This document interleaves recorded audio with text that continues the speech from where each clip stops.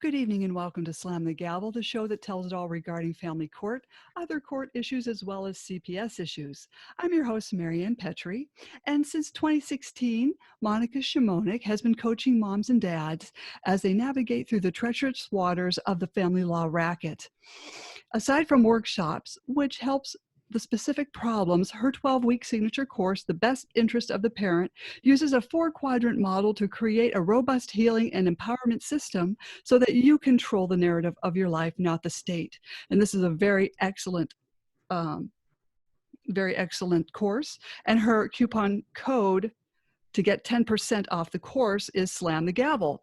And that will be included in the podcast notes, as well as if you want to support the show, to buy me a cup of coffee. Right now, I have Michael Sayen back on. The last time he was on was May 20th. And we discussed, he enlightened us on the historical evolution of corruption within the family court system. From the 1857 matrimonial clause in England, women wanted the right to divorce, and Parliament agreed, and that took the authority away from the church. This action found its way to the United States shortly after. The evolution of family court by design was originally through civil courts called special interest courts. However, Troxel versus Granville made family court regarding parents' rights a federal issue. This had a big impact in the family court system. The government began to infiltrate the family home. The object was to take the child out of the family home and incentivize with Title 4D. But today, we're going to discuss Woe to the Wedding Band. And he's going to give us a history on the wedding band. So I welcome you back, Michael. Thank you. Hey, how you doing? Can you hear me okay? I can hear you good so far. Great. Okay, great. So I'm going to tell, I was on May 20th last time, and to let you know a little bit about my background is that I'm an author on marriage, divorce, and remarriage. It's a doctrinal issue within the church. This has been a controversial issue since the early 300 ADs, and it's still a controversial issue today. One of the persons I studied with is a person called Dr. David Einstone Brewer. Dr. David Einstone Brewer, or Dr. IB, David IB, he actually is the Senior Research Fellow for Tyndale House in Cambridge. It's the third most prominent Greek library, and as well as they have a university attached to that as well, I believe. He actually was a Christian who studied under rabbinics, so he had a doctorate in rabbinics. Rabbinics is going to be what you would hear about the rabbis, so the Mishnah, the Talmud, the Torah. He is considered a professional on that, and he's considered a professional on marriage, divorce, and remarriage, looking at it from an ancient Israel or a Jewish perspective. On the Jewish perspective, we have something called the written law, then they also have the oral law traditions that were passed down. The Mishnah and the Talmud, a lot of these were a collection of rabbinical teachings that were written down that they actually passed down to the Jews. So we get a lot of our marriage practices from the Jewish marriage ceremony. The actual wedding band itself is a form of the bride price.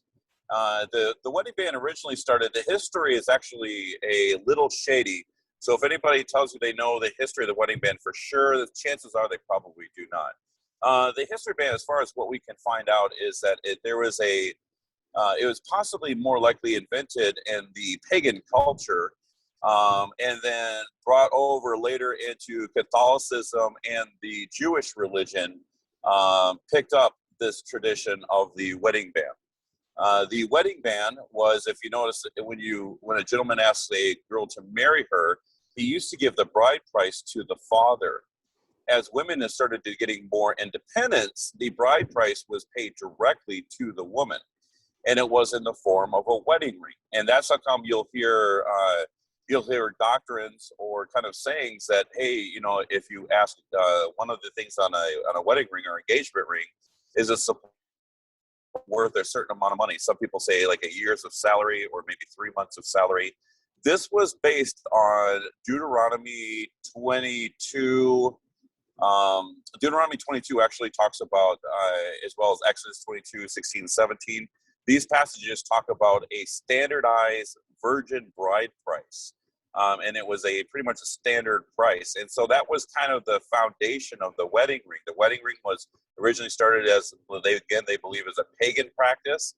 Then it was brought over to the Catholic Church again as the bride prices slowly changed from being unilateral, where the potential groom would pay the father, to actually bilateral, where the man would go directly to the girl and ask permission. A lot of this was the Roman culture in the first century had a lot to do with the switching over. Now, the wedding ring itself came to being, they believe, around somewhere between 600 to 900 AD.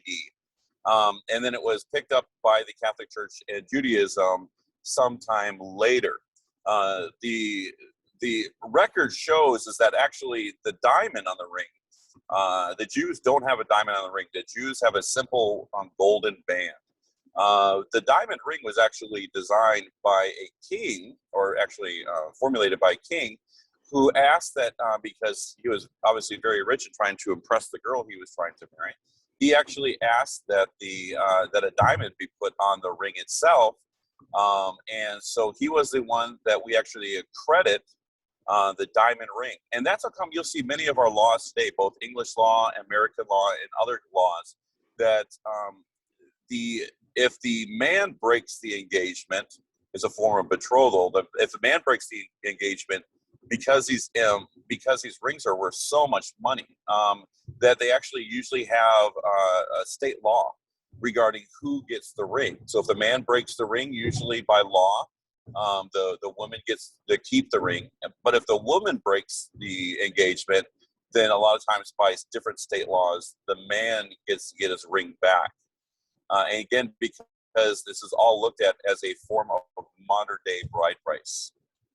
Wow. I didn't know that. Yeah, so the history is actually fascinating. And then a lot of people believe that the historical significance on the ring that it's on had something to do with the actual main vein from the heart going down the left arm into the finger that we wear our rings on today.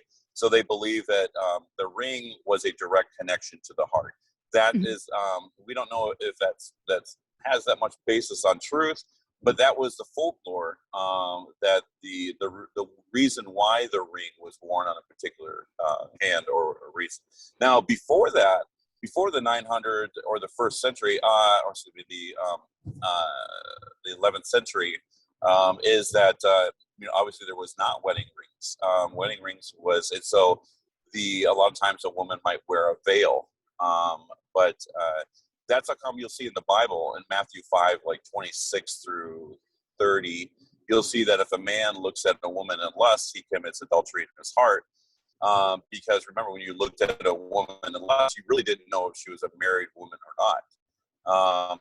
And so a lot of that was actually a reference to that if you just look at a random woman in lust, you could be looking at someone's wife, because there really wasn't that significant outward showing that we would have that the woman belonged to the man. And so what we do today is when a person is married, in general practices, we actually usually credit the man as having additional responsibility. So it is typical in most churches for a man to actually have a position of authority in the church. Usually he had to be married. Now, you'll see this, and there's a controversial case because the Sanhedrin that Paul was a part of in 1 Corinthians 7, Paul says that he wished all men to be as him, and he was referring to the unmarried state. Now, according to the Sanhedrin, you had to be married. So Jewish laws put a lot of emphasis on a man who was married. They gave him additional responsibility. He was looked at as being responsible. He was looked at as actually obeying Jewish law. And so even in our churches today and in culture today, simply being married or wearing a wedding band, you're traditionally treated a little bit different than somebody who doesn't wear a wedding band. And that has a historical significance to the Jewish law of actually requiring men in certain positions to actually be the husband of one wife. Okay. Wow. Okay. So, did you have any questions as far as with that? Well, that's like a lot of history. So when this king wanted a diamond in the band, was he thinking of two rings or just the one wedding band with the diamond in it? Yeah, so the wedding band. So you'll find out that the actual engagement ring and the wedding bands are two separate things, right? But in Jewish law, the wedding band is the only thing that's given. You'll find in some cultures that uh, that only, I believe, only the woman wears the ring, not the man. And a lot of that had to do with polygamy as well. So men were allowed to, a lot of bride price cultures or unilateral cultures, men were allowed to have several wives at the same time. So I believe that a lot of those cultures that you'll see those polygamy practice, the man doesn't wear the wedding band, if that makes sense. Just the woman possibly in that culture. So yeah, so there's a lot of historical significance, but the actual engagement ring, as far as the church, the Catholic Church has taken that practice and made it basically into their, I believe it's their canon law, but it's definitely into their um, their doctrinal status. Is that they definitely believe that the diamond engagement ring is the form of the bride price, and then the wedding rings given later are supposed to signify the marriage. So the diamond ring, when it was originally given, you were considered, like in today's culture, we really don't give a lot of credit to somebody who's engaged, because we realize that really engagement usually has no legal bounds except for if the engagement's broken, who gets the ring. However, in other cultures, the engagement was taken much serious, and so as a form of the bride price, if you can imagine a diamond ring being a form of the bride price, it pretty much, if you were engaged, you were pretty much considered you're pretty much considered married or on your way to be married, and that engagement was very hard to break. Does that make sense? Yes, it does. Yep. Yep. So anyways, long story short, but different cultures may have wedding bands. Different cultures may have one wearing the wedding band, one not wearing the wedding band. Different cultures might have which hand to wear the wedding band, and some of them might have engagement rings, and other ones not. Again, it has a lot to do with just how it was kind of brought through, because most marriages were handled as a cultural practice and then recognized by the legal authority.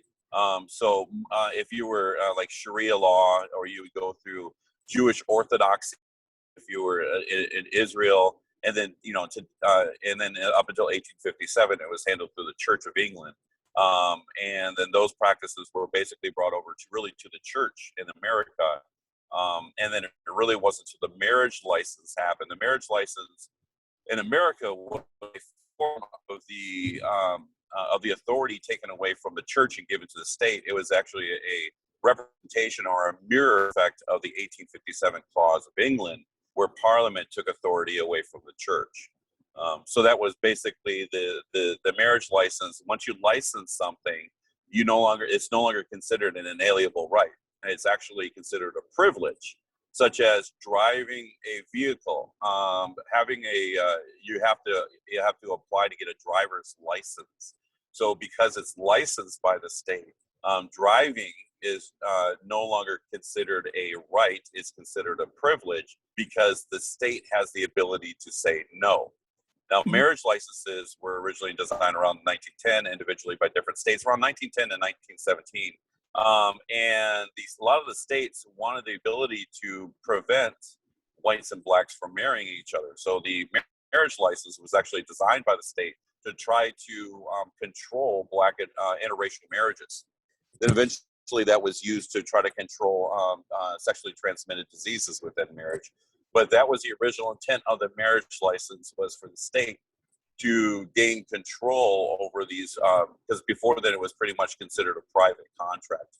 Now it's pretty much considered a state Okay. or contracted state. Well, I wish I would have taken a screenshot, but remember, I was talking to you the other day, and someone was referring to the wedding band as Patrius, or it was Latin, and I can't think of the other word.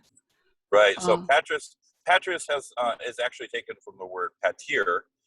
Pater is a Latin word for father. So a lot of times when you see the word patrius or pater or different forms of the root word, it's basically just saying that it's a male-dominant society. So I did not get a chance to look up the patrius terms that you referred to, but more than likely it was just the added responsibility, as well as in some cultures the added necessity for a man to be married. So if you were, and we a lot of times we know this for women. Women were considered, if they were not married at a certain age, they were considered. Oh, I forgot the term. Old maids. Yeah, it was considered old maid, but there was actually a term that, and we see this on the.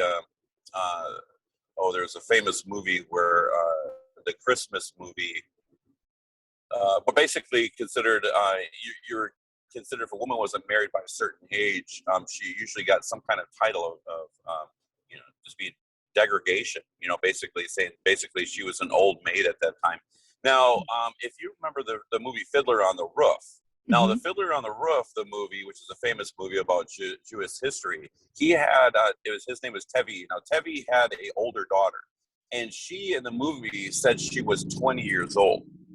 And the mother, when the older daughter... Oh, you're breaking up. Oh, sorry about that. I should be getting in a better area, so let me know if I get back on. Am I still breaking up? I can hear you.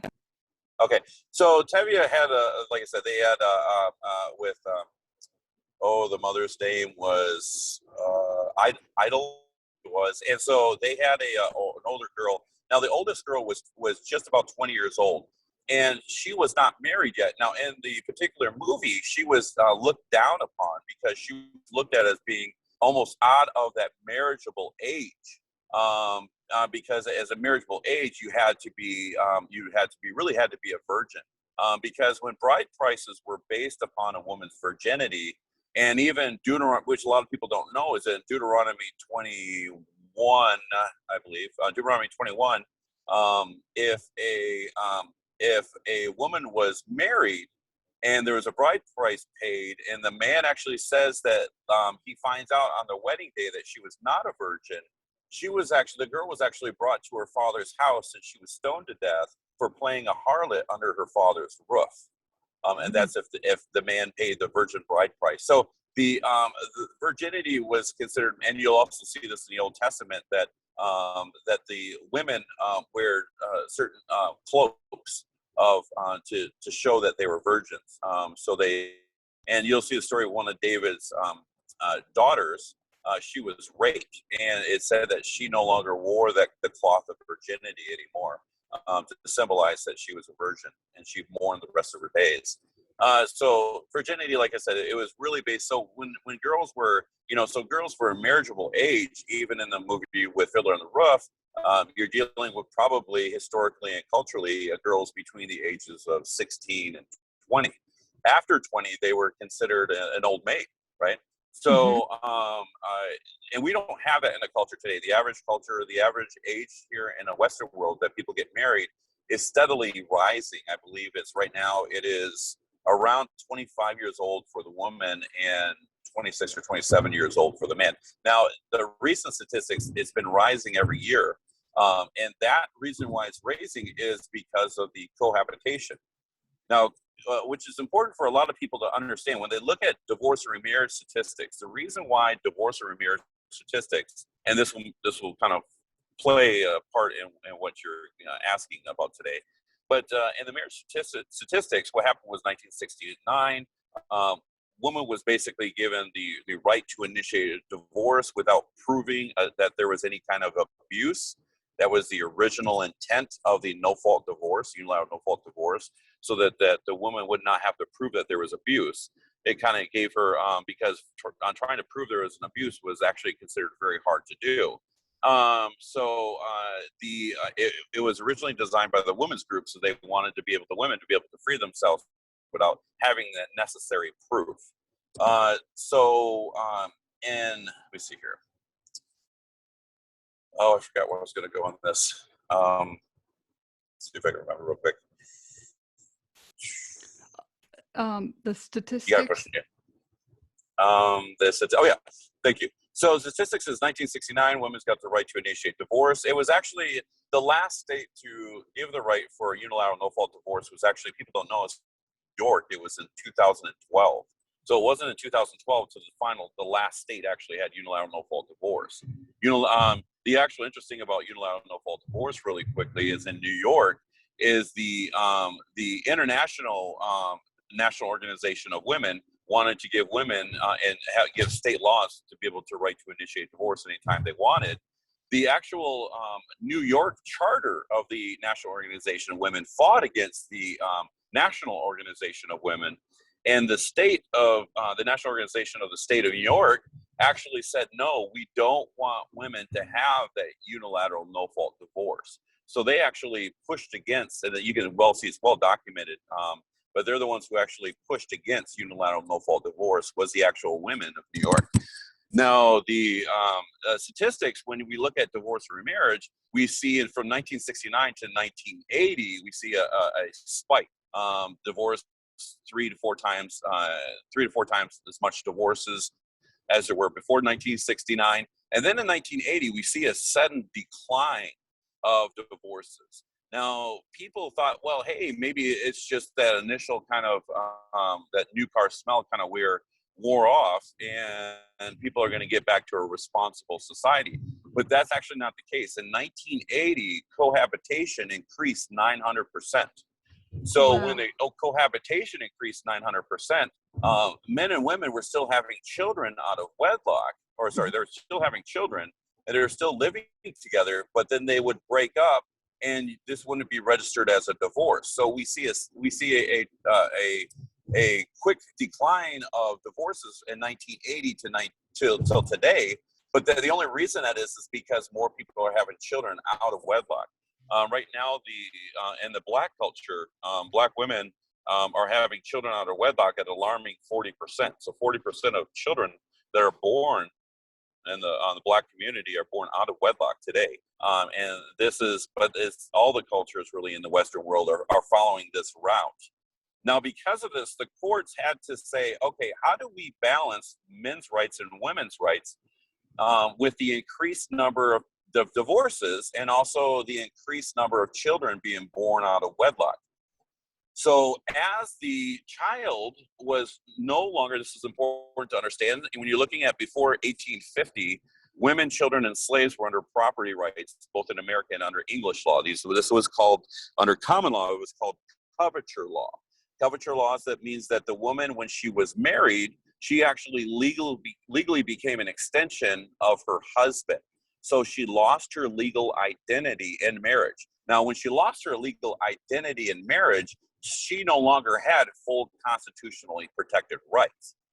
And so the women's suffrage movement in the 1830s to 1850s in the United States, the women said, well, we want our constitutional rights. Now, what happened was the slaves were looking at having constitutional rights because they were not considered people, they were considered property. And so since they were not considered legally people, they were not able to have full constitutional rights as well. Now, children were under what was called part and parcel of the parents' constitutional rights. Before, it was always considered under the pater. It was always whenever there was divorce, almost 100% of the cases before 1850, the father always got 100% custody of the children. When the tender years or the younger years doctrine happened, the mother got 100% custody of the children after a divorce, but she only got it for a short period of time, up until the child was weaned, which they believe was about 4 years old. Then after 4 years old, she had to return the child back to the husband for 100% custody. And because of this, divorce rate was actually very low, both in England as well as the United States until the 1850, where the women they believed that part of the independence was also being able to express themselves sexually independently as well. And so we see the roaring, I think it's the roaring 20s, the roaring 30s in America, is that we really have the women starting to express themselves sexually. And this was a form of women no longer be considered housewives, but being able to basically being able to express their freedom or their constitutional rights. Mhm. And I know this is a big history lesson, but it's important to understand that what happened was the slaves were given constitutional rights before the women. So the slaves were given constitutional rights when we had the Civil War.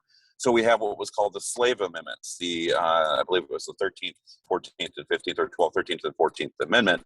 And then what happened was the women actually on with the slaves and said, well, they get to have constitutional rights. We want constitutional rights. And part of the way for women to get constitutional rights was able to get the right to vote. So for a woman to have the right to vote, that was her way of actually establishing constitutional rights, either in the marriage or out of the marriage. And when the women got the right to vote and they were considered, and common law started to change both in England and America, the child was no longer considered under property law of the father. Eventually switched over to being property law of both the mother and the father. Then eventually, what we have today is that the children are part and parcel of the mother or the father, and what they're considered is they're considered individual entities having their own constitutional rights. And because they have their own constitutional rights, the courts now, since unilateral no-fault divorce and the women beginning really the third wave feminism, children are now getting being constitutional rights in the courtrooms. So you'll hear that a child will get a voice or have a guardian ad litem appointed to them. And they're supposed to be able to have their own individual voice on maybe who they want to live with. This is part of the the courts practicing child constitutional rights. So you're seeing the kind of the dismantling of the family unit, where children and women were under property rights of the father. Is now the women have 100% constitutional rights, men have 100% constitutional rights, and children are fastly getting 100% constitutional rights. Now, the problem with this really quickly is that with the children getting constitutional rights, the state's saying, well, children are not mature enough to practice these constitutional rights. So the state is stepping in under the best interest of the state, or what was considered state interest, and they're jumping in and they're saying, well, if the child can't make a decision, we will make a decision for them. So we'll appoint to them a guardian ad litem or an attorney, and the state will start making decisions for the child because the child lacks maturity to actually practice their constitutional rights. So what children do is they quickly, after a divorce or a custody issue, children become wards of the states, as the states start practicing what was called the parents portray doctrine. And the nation is the parent of the child. And they're starting to say that the child has individually constitutional rights. Now, these rights really quickly are going to be very important, because when you look at international law under the Conventions of the Rights of the Child under the UN, so the UNCRC, the children's rights or the best interest of the child is considered basically their own individual rights. And the rights of the child is actually, according to UNCRC, this is international treaty law. Children are considered to have more rights than their parents themselves. And this is part of the state really coming in and becoming parents of these children. Jeez. Well, this is a history lesson. Keep going. Oh my goodness. So what happens is that even in churches today, if you go to a church, most churches, they don't like to have you be a pastor or an elder, because one of the things, and you'll see in 1 Timothy 3, that it says that for a man to be an overseer or an elder of a church or a deacon of the church, he had to be the husband of one wife. A lot of the Catholic Church, or in a lot of the churches, started saying, well, that means that he has to be married. He has to be a husband of one wife. And so because of that, there was kind of a doctrine that was pushed in the early ages that for a man to have a position of authority within the church, he had to be married. And they wanted that because they wanted to be able to show that he was responsible. And it probably maybe even had a lot to do with the recent sexual falls of single men, even married men, right? We have on the news today where all these evangelists and pastors are starting to get involved in the sexual scandals. Rabbi Zacharias was the most recent one. But a lot of pastors is now, as sexuality really becomes a god in itself in the Western culture, and we're practicing a form of humanitarian where we actually worship the human body. You'll see this in Romans 1, where it says that people started worshiping their own bodies and God gave them their due. And these are talking about men who are sleeping with men and women who are sleeping with actually beasts or animals. Mm-hmm. So women were not sleeping with women. Women were sleeping a lot of times with animal, that perversion. And then men were sleeping with men. And then this was actually addressed in both Leviticus law as well as Romans 1. As a Western world, we have become a sexualized culture. And because of that, we're seeing that children rape is on the increase, especially as more of these children become wards of the state. They're put into foster care homes. We have over 500,000 children in the foster care home care in the United States, and it's even worse in Europe. The majority of these kids are easy sexual targets for people who either adopt them, and or the kids that they adopt, or the children are getting sexually abused in these foster homes at alarming rate, to a point that that many human service agents or child protection service agents are on record as saying that we knowingly take a child out of a medium, out of a bad home, and we put them in a worse environment. And that's just because the state doesn't have the room or availability to take care of these children. And because of the state wanting to control, because the state government is always against we the people, right? Remember, it's always the government Mm-hmm. versus we the people that balance the power. The government always wants power or money or control.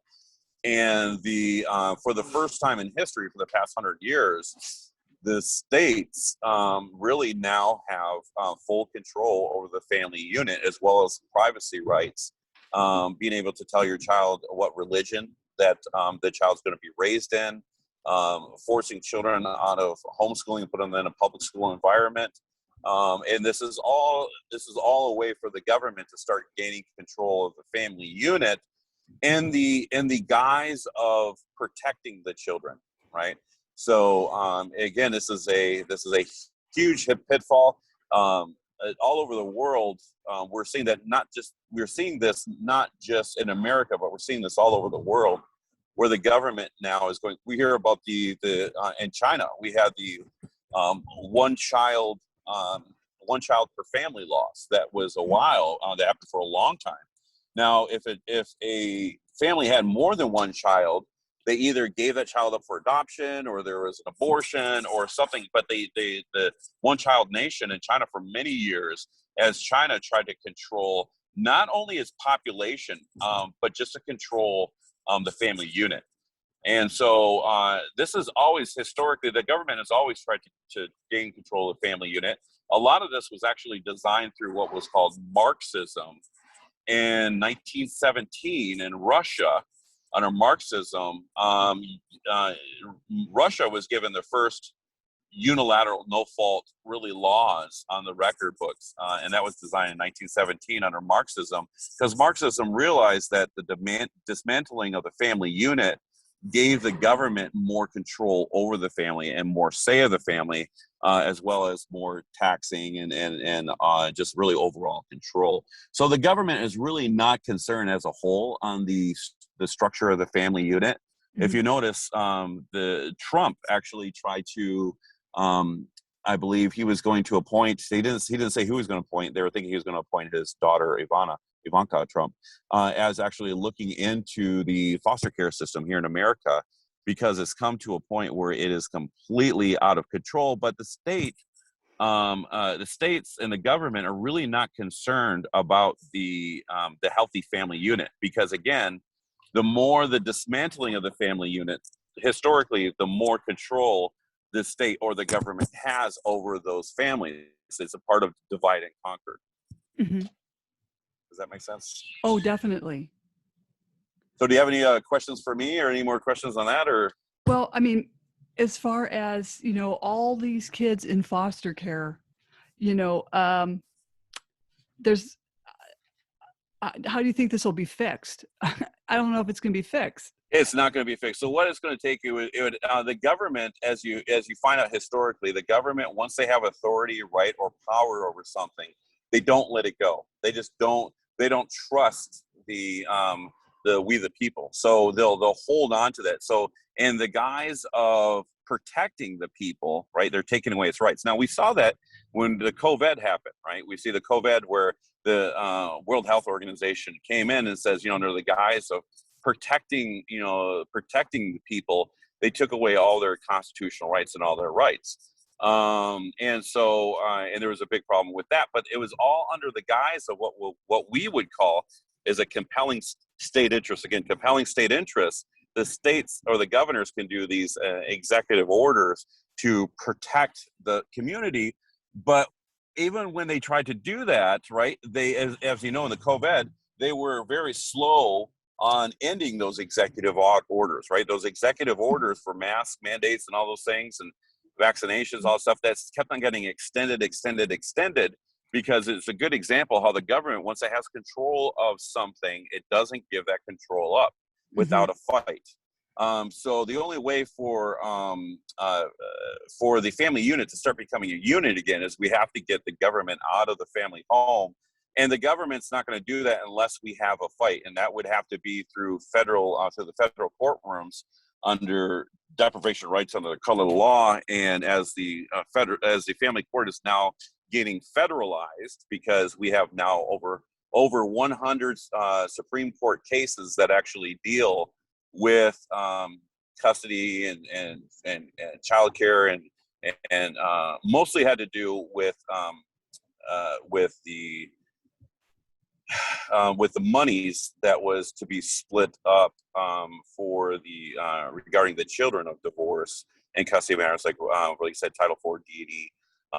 So a lot of that was under that, but so now it's the government won't give this up, and you're going to see either one of two things. You're going to see rioting in the streets, something like we see the Black Lives Matters, and that probably won't happen because as a whole, society has become so weak and government has become so strong that because in the government way to be able to control everything is they don't want we the people to have the ability to be able to rebel. So the very first thing historically that we see on governments as there is a challenge to their authority is that the government will come in and take weapons and contraband, right? And so we're starting to see that happen where the states are starting to make it a big issue for people to have their Second Amendment right to be able to own weapons. The reason why is because as the government has become powerful and the people are starting to push back,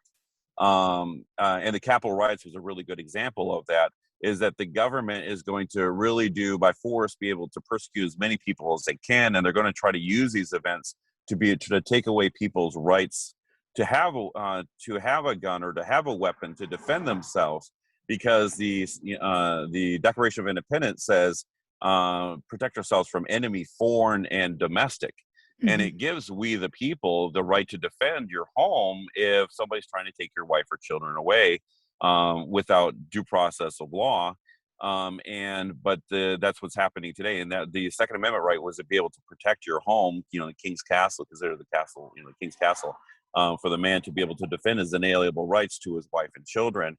So historically, it's always been that the man was given that Second Amendment right to protect anyone, government, governmental official, police, anyone from going into his home.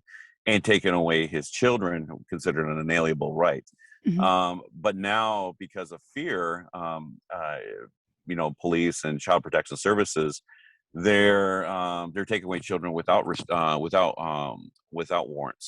They're Mhm. going into the home by force, and their idea is like, hey, let's take the kid first and give a due process later. However, the Constitution protects us to have due process first before any of our rights are taken away, or any of our children or family or anything's taken away.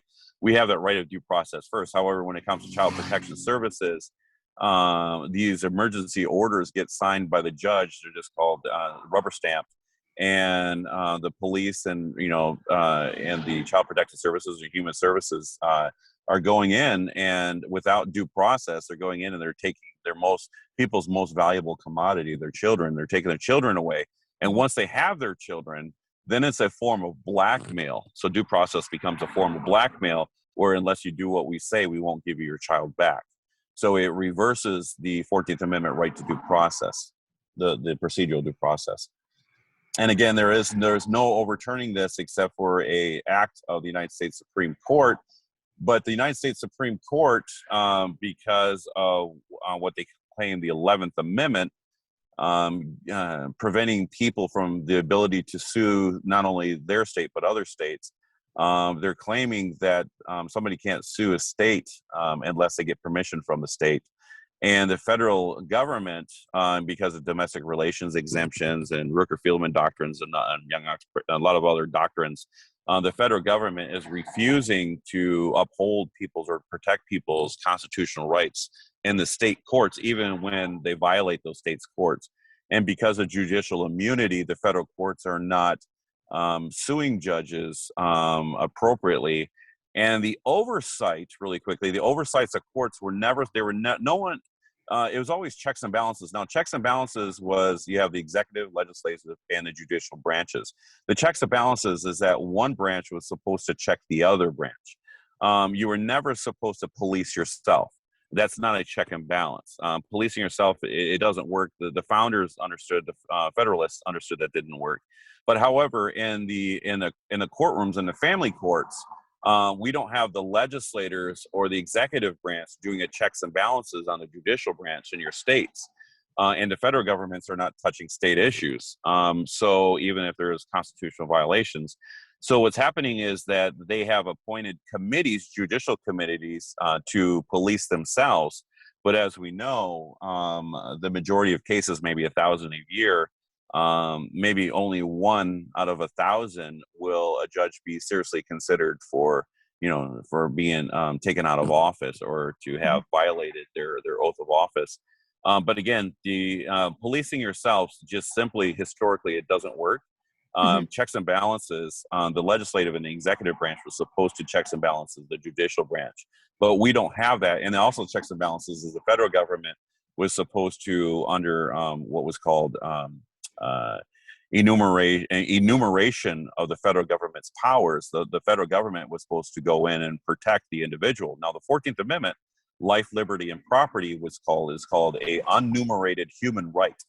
And the unenumerated human right, part of the Declaration of Independence, unalienable rights, is that the federal government under the 14th Amendment actually got the right to protect citizens from being violated by their states and state law and state courts, and to be able to reverse these decisions in the federal courts. That was the original design. But if you have a family court issue, you're not going to be heard in the district court or your federal circuit court. You're only going to be able to have your decisions reversed in the United States Supreme Court. And the United States Supreme Court only takes court cases that they believe will have a national significance. Now, there was a deal made, which is very important for people to know. The 14th Amendment, under Section 5 of the 14th Amendment, says that Congress is able to have a congressional act to actually to force a case in the United States Supreme Court to be heard. And according to Section 5 of the 14th Amendment, where it says that there's a congressional act of Congress can actually enforce the 14th Amendment, is the federal government is not hearing violations of family court matters of constitutional rights in the federal courts or even in the United States Supreme Court unless an act of Congress happens. And now the act of Congress is the Congress, which is important for people to know. There you have two different things. You have equal protection, right? And equal protection is one of the protections under the 14th Amendment. So just one of them, equal protection. Now, the deal with the federal courts, the state courts, as well as the legislator, federal legislation, and so forth, they made a deal that the United States Supreme Court will only hear issues of equal protection violations against the 14th Amendment, but they won't hear violations from an individual of your life, liberty, or property from a state court. So you could have the states can go in and have as many children taken away and put into foster care as they want, and the federal government won't overturn that. However, if there's a problem of equal protection, such as homosexual marriage, and the idea is there's does one interest group have equal protection, or Troxel and Granville, which was a grandparents' right issue. Those both the homosexual case in 2005 that went through Texas to eventually the Supreme Court, as well as Troxel and Granville in 2000 on the United States Supreme Court. Those were issues of equal protection because what the fight was is that, hey, the legislators or the act of Congress or the United States Supreme Court heard those cases in family law because they said special interest groups or minority groups were being affected, like the homosexual community, LGBT community, or the grandparents community, and they didn't have the equal protection that parents have. So it's a full-on attack against parents, and there is no oversight. There's no cameras allowed in the courtroom, even though these are open courtrooms. And the United States Supreme Court is not going to hear custody matters without an act of Congress. So there is no constitutional protection for the family unit in regarding to juvenile courts or family courts today. There is no protection, and the courts won't. There's no checks and balances. Yeah, we all need to know that. That's very important. I'm so glad I had you on. You gave me so much information. I think my hand is exhausted from writing. I've been taking so many notes. Is there anything else you'd like to add?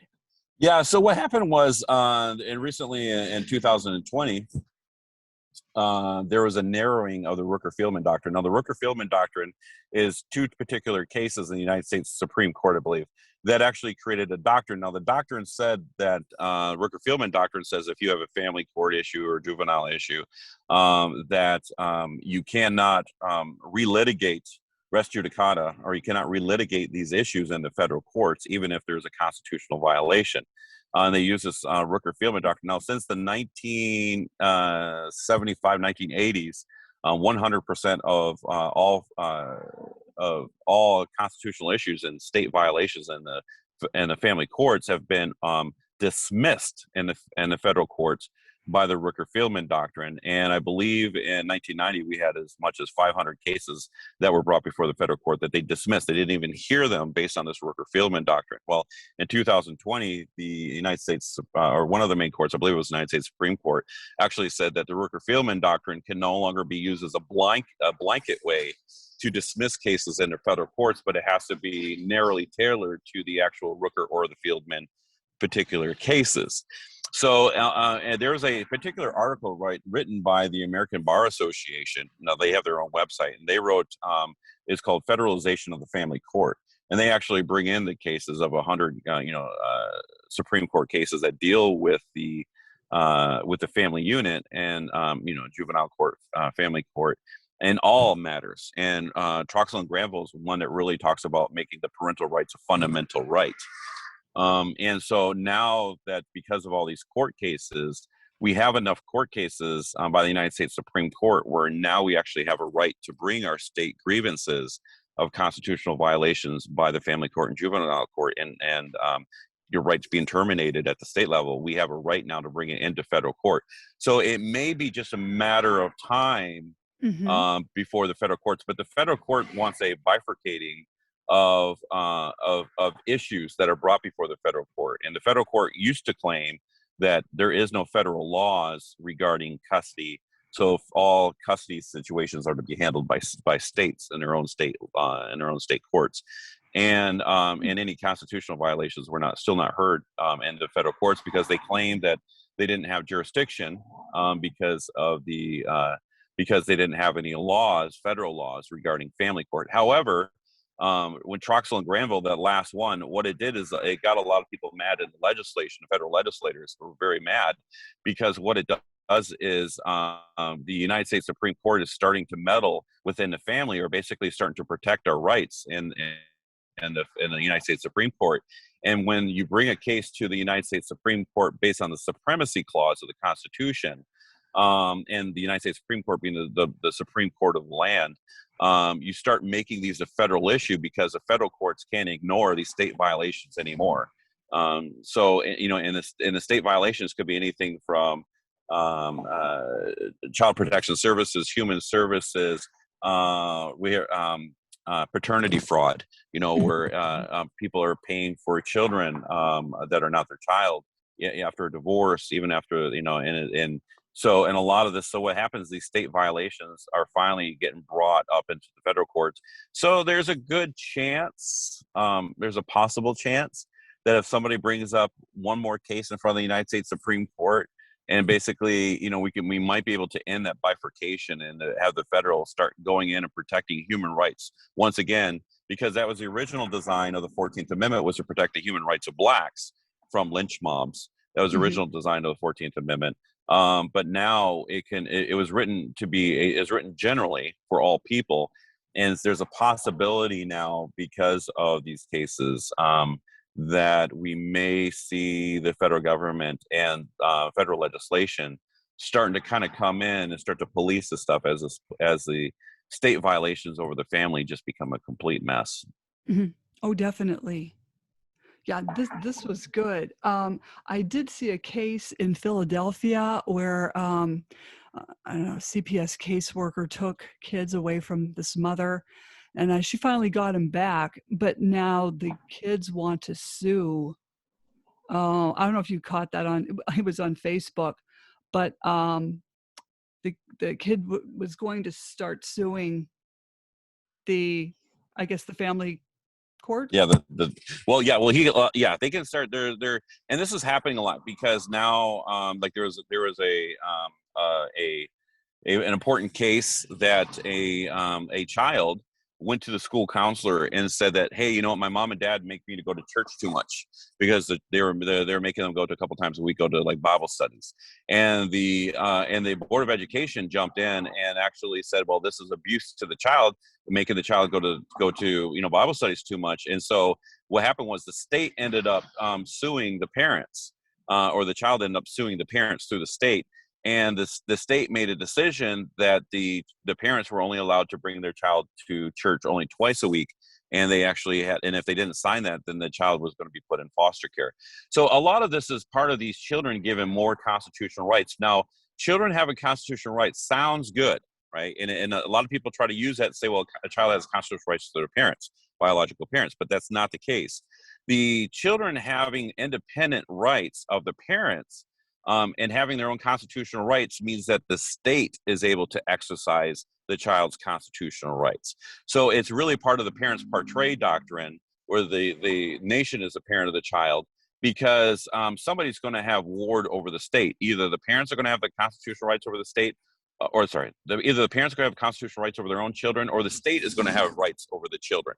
Mm-hmm. One person has that final say. And as it stands right now, the state is trying to empower children with these constitutional rights. And it sounds wonderful and it sounds great, but it's not, because who's exercising those constitutional rights? Well, you know who is? It's the guardian ad litem, or the attorneys that appointed to that child. And that guardian ad litem and that attorney, they actually work for the state, right? They're licensed through the state. They work for the court. They work for the judge. So that guardian ad litem is definitely not going to hear the voice of the child. And that child is not allowed to have a voice in most cases, because they consider that child too immature to be able to exercise their own constitutional rights. So a lot, like I said, so you're going to see children who are going to start suing, right? Mhm. Having the right to sue the state, the church, maybe the Board of Education or the school. They're going to start being able to have the ability to sue just as much as well as adults can sue, you know. But this is really a bad thing because this is part of the segregation of the family unit Mhm. rather than being underneath the pater, the father, and the father exercising control and rights of the family. Now we have the, like I said, the segregation where the women has, for a while now, has had 100% constitutional rights. And coverture laws were finally addressed by the United States Supreme Court around 1975 as saying, you know, coverture law is now dead. And that was actually an official, basically an official statement by the United States Supreme Court. And so they don't look at coverture laws or the man having that that authority over the wife anymore. Before, a long time ago, under coverture laws, if the wife broke a law, the man had to go to jail Mhm. because coverture laws said that she was an extension of the husband, and he had to pay the penalty if his wife or his children broke a law or stole something. The man was held responsible, and if he couldn't pay, he went to jail, even though he may have been innocent. And only in extreme cases where a woman would go to jail. But in children were under property rights, so they really didn't be taken away. Children did not start be taken away until around the 1890s, early 1900s, Mhm. as the state started giving, trying to look into the abuse of children. Mhm. Um, so again, like this whole thing it sounds wonderful. Child's rights, child's constitutional rights, best interest of the child. These sounds wonderful, but in actuality, it's nothing more than the state exercising control over your children. Mhm. Yeah, and they're making it sound like this is a great idea. Yeah, United Nations, right, under international law and international treaty, they've been practicing this since around, I think, 1970s, 1975s, under the UNCRC. It was a best interest of the child standard was actually designed under women's rights under the UN. So, and then later on, they had their own rights. Children had their own rights under the Convention of the Rights of the Children, under best interest of child standards. But at first, it was considered children were considered best interest of the child considered under women's rights or women's protecting women's rights. But long story short, the the woman and the child separating from the father is really an attack on coverture laws. It's really an attack on the father as the head of the family unit. And again, as long as the father is not considered head of the unit, everyone has their own constitutional rights, and that just means that the state can come in really and take your children whenever they want, Mhm. and the federal government will not protect you at all. So, is it beneficial for people to be married or live together and just have kids out of wedlock? Yeah, so right, so when you have a child out of wedlock, according to the Bible, and we see this, I want to say Genesis 34, the woman was given 100% custody of that child, because the man, according to coverture laws, right, the man never was assigned authority or had authority over the woman. And since the child was part of the woman's body, right, when she had the child, he never established authority, legal authority, right, under coverture laws, legal authority over that child. Mhm. So though he had a human right issue, he never had a legal issue in pretty much all of history. Mhm. And this comes from the basic foundations of the Bible, where Jacob, I believe it was Jacob, and there was a girl named Tamar, and Jacob had some sons, and these sons started dying off, being married to this girl, and so he basically was afraid to have his sons marry this girl anymore. We call the Levitical marriage rights of Deuteronomy 25, 5-10. That to be able to, a younger brother was supposed to marry an older brother if he died, wife, to be able to raise up a seed and inheritance for that older brother. Now, what happened was, this is a story in Genesis 34 where Jacob refused to give his children to this lady, and she was childless, and so because of this, she actually dressed as a prostitute. And Jacob, when he went into the town, he saw this prostitute and he slept with her, got her pregnant, and he gave her her signet. He didn't have any money on him, so she's like, well, what will you give me to make sure that you'll come back and you'll pay me? And he goes, well, here's my signet ring and my staff, and the signet ring really was just like nobody else could copy that. And so she was given that. And then, but little did Jacob know that that was actually Tamar, probably because of the head covering she was wearing, she wore a veil. Now, later as the story goes, is that Jacob sees his daughter-in-law, Tamar, pregnant, and she's not married. And so Jacob orders her to be burned with fire, like burn her with fire till she dies. And then she's like, well, whoever owns the signet ring and the staff is the child's father. Then Jacob realized that he was the father, but he was not given the rights to the child. Tamar, the woman, was given rights to the child. And so, as the story goes, when you were married under coverture law, as soon as you were married, the child was considered 100% property of the father, even after a divorce. However, if you were not married, the child was considered 100% property of the woman, because the man never established that legal authority over her. Mm-hmm. So what happens is that as cohabitation started to increase in America, we still have this societal pressure. As cohabitation and more children are being born out of wedlock. Like, we hear the term shotgun wedding. Right? Shotgun wedding, right? Is that, hey, you impregnate a daughter, and the father comes with the shotgun and makes you marry her, right? This was based on Exodus 22:16-17, where it says if a man sleeps with a virgin woman or woman, I think it's a virgin woman. Oh no, actually, apologies. It says sleeps with a woman who is not betrothed or engaged, and the father finds out, he actually has to pay the bride price and has to marry her. Unless the father refuses the marriage, then he still has to pay the bride price for violating the virgin. So this pressure to be able to marry a woman if you got pregnant is no longer seen, since cohabitation increased since 1980. And what happens was the courts were so men did not before 1980 really. Men, when there's a child born out of wedlock, they really had no legal right or authority over these children, right? But however, since the increase of children being born out of wedlock, and also with women saying, well, we want in the state saying, well, we want the right for child support, right? Well, the father's like, well, if you get child support, then I get to visit the child, right? And so there was that balance of, well, this is heretical for the state to say that a father has to pay child support, but born out of wedlock, but he's not able to visit the child because it was born out of wedlock.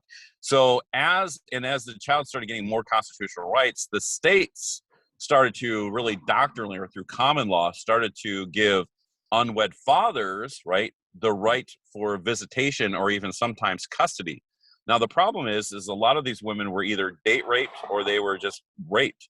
And these men were going to jail, and these men were in jail. They still had a legal constitutional rights, according to common law, to be able to have visitation and custody of these children. And that was not always the case before. If women was raped, and he was found guilty of rape in the court of law. There was that man had no rights to that child, but that's recently changing as more children are born out of wedlock, and fathers are given more rights. Now, the state, to try to prevent all this stuff from happening, is that they're starting to make paternity tests illegal for children, either born in marriage or out of marriage after a divorce or a separation. They're trying to make it illegal because it's easier for the state to assign responsibility and child support rather than to play the game of, who's the father, or let's find the biological father, or the biological father should be the one paying child support. It's really whatever the court says who's to pay child support. And it's usually that last known relationship that woman had with a particular man, or who she was living with when the children were born. But again, we're seeing paternity fraud, and we're seeing these men getting put in jail and held in contempt of court if they try to prove that a child is not theirs through a paternity test. Wow, that's so crazy. It's just getting crazier. It's getting crazier. So the problem is that the state, rather than changing its laws back to its original laws, they're like, well, we'll just create new laws, right, to balance out. And so they're creating new laws, and the new laws are getting crazier and crazier and crazier because the state is infiltrating the family unit, is violating the privacy rights and the inalienable rights of parents. And the state now has so many children right? Even the national government, or as far as the United States of America, as well as England, or England and United UK is really, really bad. But they have so many children now that the government really doesn't know what to do with it. And you think there would be an outcry, you think there would be picketing, you think there would be violence out in the street, right? But there's Mm-hmm. nothing. We're getting no pushback against the government. Mm-hmm. But the government has become so powerful with its militia, tanks and weapons, to a point that we, the people, don't think that we can even overthrow the government if our government becomes too tyrannical. And it's just to a point where we have become ostracized and I'm trying to get that. We have basically become, trying to think of this word, circumcised. Being, it was literally, we became circumcised. And remember, the men were responsible for the protection and provision of the family unit. Since men have accepted the feminism laws that have come in through these state and federal governments, since they've accepted that, men are no longer men. So the people who should be really providing and protecting in the streets are not women. They should be the men. Historically, it had always been the men, and it should be the men who are doing it. But the men have been so feminized; they allow themselves to become so feminized that that men simply are not protecting their family unit anymore. So they're more like, I'll have a child, either in wedlock or out of wedlock, and I'll just move on to the next, move on to the next person. And the state is, because the state gets the authority of that child, the state is, and it gets money from that through child support and Title IV D&E. They're more than likely, because cash for kids, they're more than likely to empower the segregation of the family unit and to give the woman more custody, because men, I think as the court says, 90% of men who actually get primary custody usually do not ask child support from the woman traditionally. Only the women who get custody traditionally are the ones who are asking for child support. And I believe that's in 90% of the cases. Men who get primary custody are not asking for that child support in the courts. Mm-hmm. I wish that was my case. Yeah. So Oh yeah, my God. well, it's like I said, it's really all really a fight against patriarchy, right? Mm-hmm. This whole thing is a design, is that in the patir, right, the father, it's a Mm-hmm. design to, the only way to the government knew that the only way to dismantle the family was to take away the rights of the father, right? They didn't have to worry about taking the rights of the mother, because the mother never had authority or rights over the family unit, historically. Right? And children had no rights, obviously, at all. They had no constitutional rights, as well as no legal rights. But the only way for the dismantling of the family unit was to attack the structure of the father, and as they give the woman the right to initiate divorce without unilaterally, without proving any kind of divorce, abuse, or abandonment. Men by nature want to control women. It's a natural thing, because they want to be leaders, or because that part of that, the curse of woman, where the man shall rule over you. So man was always naturally, instinctively tries to control women, either physically, because it talks about in 1 Peter 3 that women are the weaker vessel, probably referring to the outer shell of a boat, right? But all in all, women are weaker, and men are stronger. And so men has a tendency to use physical abuse as a way to control the women. This has historically always been the case, but this is the reason from this is because of the curse of woman, of Eve, of giving that apple to Adam, and then God saying to Eve, you shall desire his husband, but you shall desire her husband, but he shall rule over you. And this whole this whole thing that we're in today is that this society has learned, when you dismantle the patriarchal structure of the Mm-hmm. home, it dismantles the family. They need to have a chief in every family, and that chief, historically as well as by design, has always been the man. Mm-hmm. Yeah, it's all fallen apart. The whole family unit's fallen apart. And this is part of, like I said, Marxism did this in 1917, Mm-hmm. and the women were given the right to initiate divorces without proving any proof, so unilateral no fault divorce. And in 1917, quickly, is that the number of divorces was 5 divorces for every 1 marriage. And in Russia right now, Russia has the highest divorce ratio, even though feminism is not effective in Russia. If you look in Russia, they are not affected by feminist principles. But however, the divorce rate in Russia is 60%, because ever since 1917 until today, that women's always had that right to divorce. Because if you think about it, man has always had the desire to conquer, right? Hmm. And women has always had to put up with with this abuse of men. And when women are given the right to be able to divorce men and to move on and to marry somebody else, if they don't like the authoritative structure that a man has in the home, be it a good man or bad man, they will have a tendency to leave that structure and to be able to, because they're given that right by the state, not by the churches. The church is more historically, women were never given the right to divorce until Parliament came in 1857.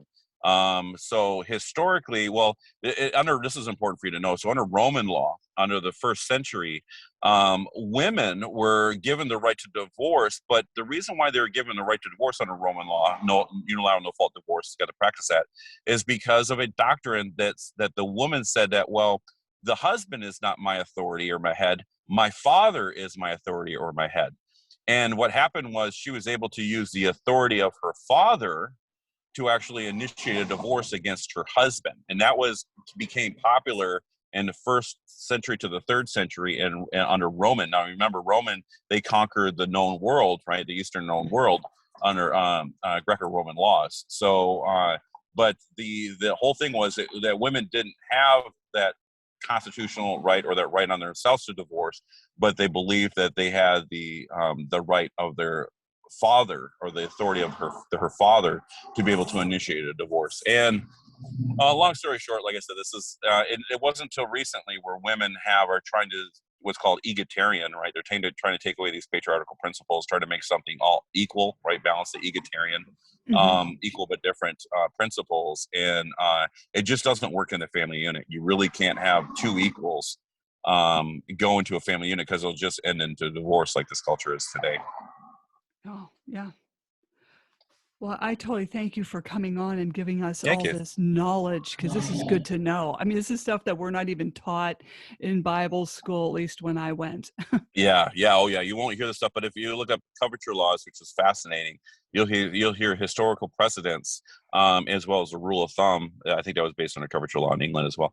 But you'll hear pretty much rule the lands under common law in both England and the United States until the 1850s and the women's suffrage movement and the women given more authority, the states coming in and taking that authority of divorce, remarriage, and custody issues away from the church and Mm, giving it to the state governmental officially to know what's best for your family. mm. It's only going to get worse. It's good. Yeah, exactly. Well, I want to have you back on again. Yeah, it'd be great.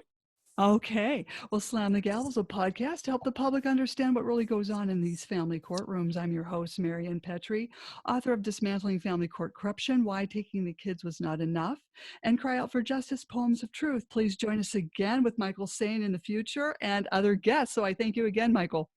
Hey, thank you.